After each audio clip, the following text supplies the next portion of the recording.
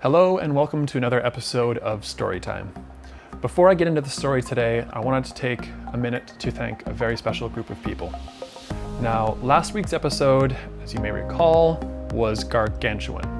At the end of the video, I put in an Easter egg just to see if people had made it through and to then be able to acknowledge and personally thank the people who made it that far. So I have a list right here. It's sideways, there we go. So without further ado, thank you very much to Chris Pugh, Del Linney, Diego McCartney, Crystal Flaherty, Richard Lefroy, Sebastian Cole, Jaslyn Kraft, James Strecker, Greg Keebler, and Matthew Crisp. Every single one of you is going to get a limited edition print sent to you. I realize that some people, like Richard, it's going to take a little bit of a while to get to Australia, but please bear with me. They will be getting sent out this week, which will be a little bit different considering when this video is going to be released. I just wanted to say how much it means to me that these people would make it all the way through the video. I mean, it's such a long video. I would never expect people to pay attention to my ramblings for that long, especially something that was so content light as last week's episode. Just a lot of this. It's a small thank you, but I just wanted to reach out and kind of give something back personally, because it does mean so much to me that you'd invest your time and focus into this channel. And it really makes me feel good about what I'm doing here and what the community is doing on YouTube. So really, sincerely, thank you.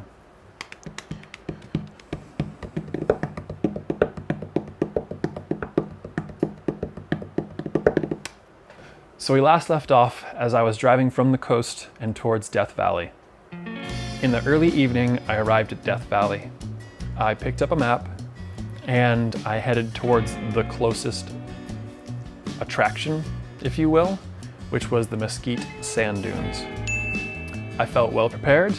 I had water and some snacks and a couple hours to kill before sunset, and I thought I'll just go and I'll scope out a location, I'll hang out, and that will be my evening. It's just unreal out here. 116 degrees, which in Celsius is, the sand is so hot that the little bit that's sneaking into my sandals actually burns my feet when it gets in there. Why did I think this was a good idea? Death Valley in the middle of the summer. So why Death Valley? I haven't the slightest clue. It seemed like a good idea at the time. And why 5 o'clock in the afternoon? It's because when I arrived here, I drove from the coast this morning, which was a brisk 60 degrees, again Celsius, and now it's double that. What I didn't expect was just how overbearing extreme heat can be. I stopped here in the shade for a minute. The heat is just unfathomable.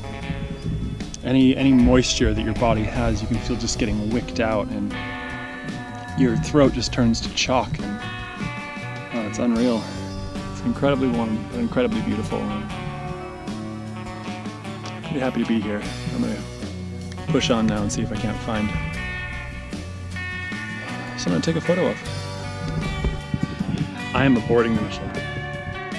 The sun has come out from behind the few clouds that it was behind, and this is how dumb people die. And I promised a few people I wouldn't die out here, so I'm gonna turn around, get to some shade, get to some more water, and probably come back out in a couple hours when the sun is quite a bit lower on the horizon. It's 10 or 20 degrees cooler. I'm glad I set off when I did. I'm starting to feel myself get a bit nauseated. See little too overheated. The valley is nothing to mess around with. Temperature's changed a little bit since I was out there. I feel like I can handle high altitude way better than I can handle that kind of heat. Wow. After my aborted mission into the sand dunes, I decided to just drive around for a while in the air conditioning and kind of get an idea of the lay of the land. Around this time, the wind started to pick up and really just kick the dust up into the atmosphere and create some really interesting moods. And then I noticed a pretty unique vantage point. It's not been 15 minutes and I've already found a photo that I want to take, but it requires me getting out of the air conditioning and running up that hill for a photo, which may not be there when I get up there.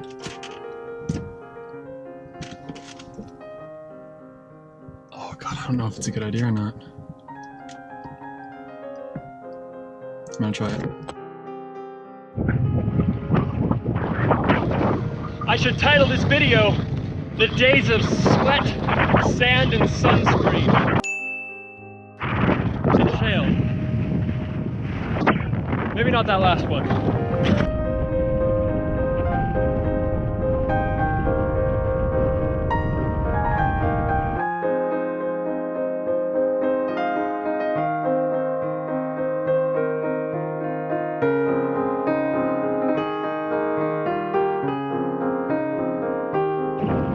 Never felt this much wind in my life. And it's so hot.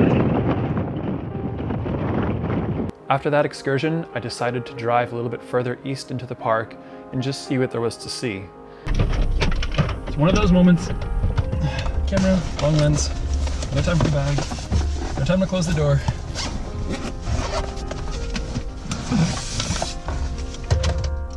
Okay, let's go.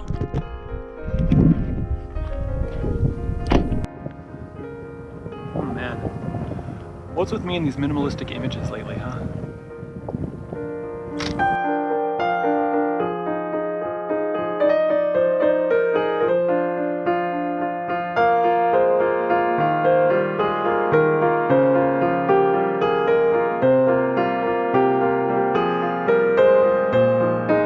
I realized at this point that I had probably screwed myself over in getting back to the dunes in time for sunset.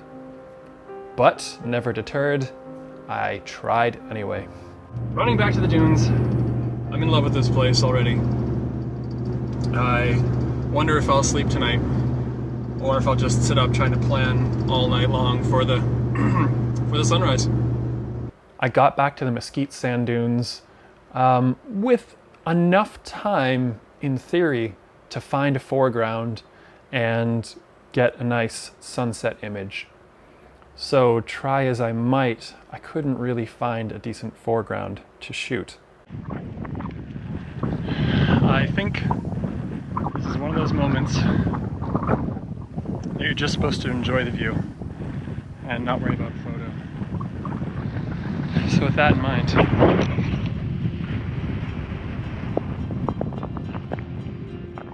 and so I did. I just sat there and admired this incredible sunset in the middle of one of the world's most desolate locations.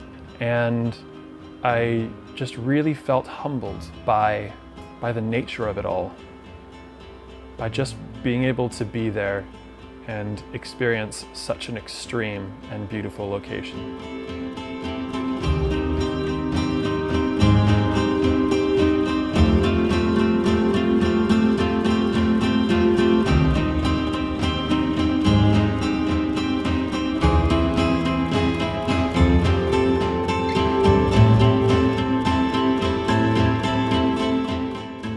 So I made my way back to the car and back towards a campground that I had passed on my way into the park. On the way out, I stopped at a ranger station where I filled up every single one of my water containers because because I knew that I would need it. So after filling up, I headed back towards emigrant camp. And emigrant camp exists at 2,000 feet and, much to my chagrin, is not out of the way of the wind. So I set up camp and the wind basically almost immediately took down camp. And so I packed everything away and it makes it sound like my tent was destroyed. It wasn't destroyed. So I opted to break it down, pack everything away, and spend the night in the car. The next morning, I'd encounter lightning, a canyon, and an unfortunate event at an even more unfortunate location. But that's a story for another day. Thanks for watching. All right, I'm done. I need to make lunch. Ugh. Do you want lunch? What do you want for lunch? Camera. Batteries? Want some batteries for lunch? The sheer temperature of the wind blowing burns your eyeballs. Still spitting up blood. And I need to figure out where I'm going.